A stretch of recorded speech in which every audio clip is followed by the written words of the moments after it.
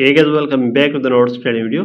Guys, in this video, we will discuss that how can you lock apps on your iPhone or iPad after iOS 18 update. So simply guys, you may just check guys, I have latest iOS 18 version. So you may click here on general, click on software update and you may check I have latest iOS 18. So I can lock my apps and unlock one easily. So let's check guys, this is ChatGPT. If I want to lock this, you may just first of all go back and click here on settings again, and here is the option of Face ID. So you may click here on Face ID and passcode, and guys, first of all you may enroll your Face ID from here. Then guys, you may go back and you may click and hold for some second on that app, and here is the option of require Face ID. So you may click here and click on require Face ID, and then guys, you may check guys, my app has been locked. So click here and this may require Face ID to unlock. So let's check.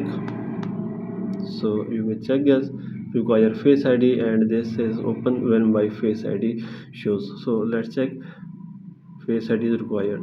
So you may check yes, all apps will be locked here, and anyone will not be open this when you will not be available. So by all this method you can lock any app easily. So if you want to click here and hold for some second, you can don't require Face ID and you can unlock this, and this will be open normally. So by all this method you can fix it very easily. So this is the video guys. For more videos please subscribe our channel.